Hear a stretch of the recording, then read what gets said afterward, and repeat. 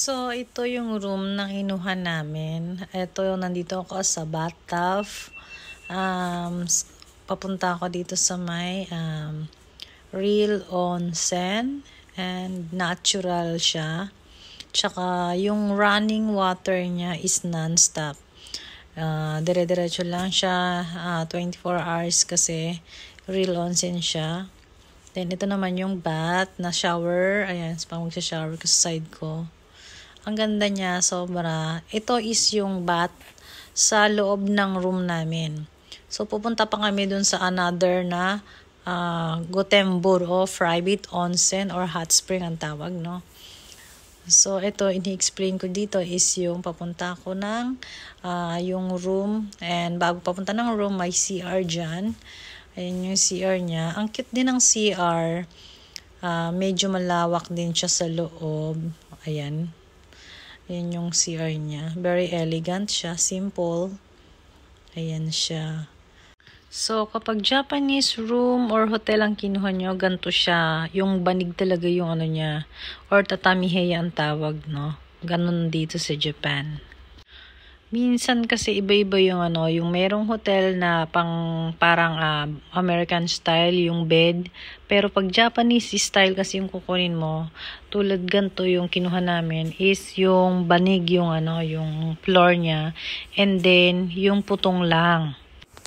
At ang gusto ko dito sa room na to, talagang bonggalicious. Akalain mo yun, meron siyang massage chair.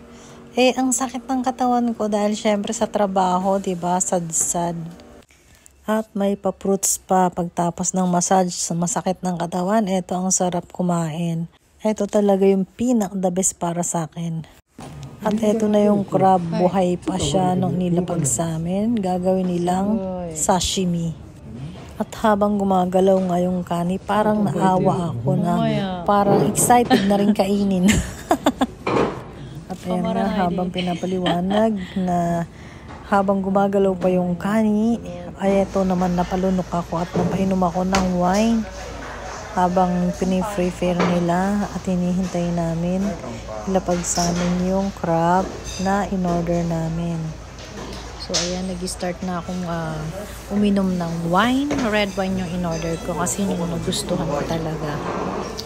And then ito na yung talagang masarap na kani na fresh. Ayan yung unang nilabas sa amin. Unang food yan.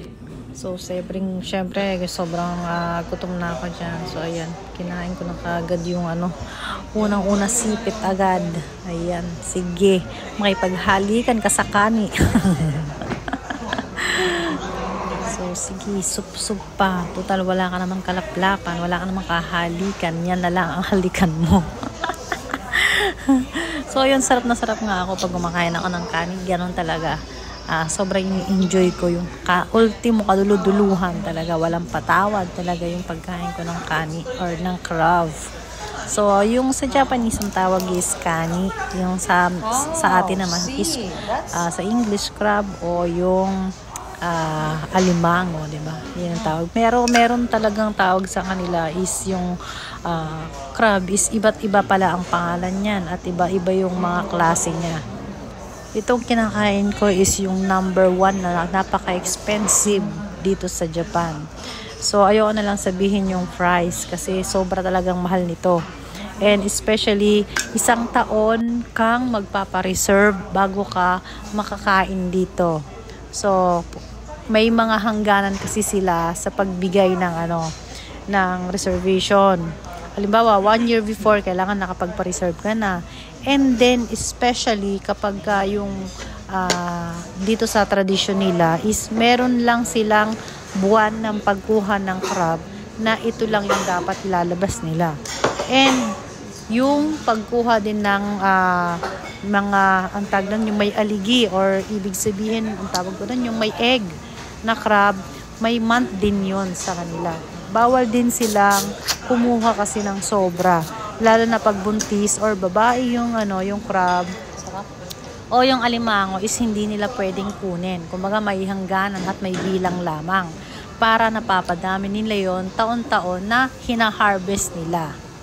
So, ito na nga, kain lang ako ng kain dyan. Kasi nga, sobrang gutom na ako. Kasi, sa totoo lang, every time or every year na nagpapareserve kami dito sa hotel na to, hindi talaga ako makain ng lunch. Kumain man ako siguro mga konting-konti lang. As in, yung fruits lang, yung ganun lang. Or 2-bit, 3-bit lang na pagkain. Kasi nga, alam ko na sa gabi na napakadaming ihahanda sa amin. At talaga naman, puro crab yung ihahanda sa amin. Mayroong crab na tempura, may crab na sashimi, may crab na nabe, or yung parang shabu-shabu ang tawag, o yung parang nilaga, yun ang tawag sa atin. Yung ganon.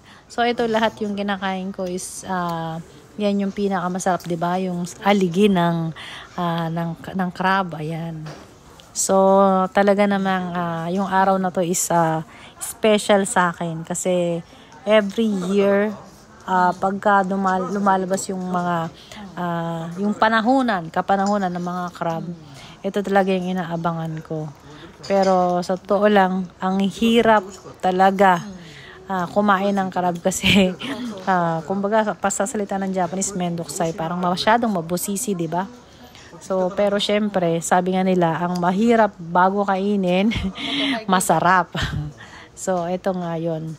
Season by season kasi yung crab nila na hinuhuli. Meron summer, autumn, spring, and winter. So, depende po yun kung ano yung gustong-gusto nyo. Ako po, itong month na to, ang pinaka-gusto ko talaga, pinaka-masarap kasi yung March na crab. Kumbaga parang nandun yung matataba sila, tapos yung marami silang aligi. Yun yung panahon dito sa Japan, no? Na napakasarap ng crab. Yung talagang crab season talaga sila. So, yun nga, yan, may tempura pa. Ang dami, ang dami, hindi ko na lang na videohan. Food is life talaga, sobrang sarap. The best talaga yung food na preparation ng Japanese, the best.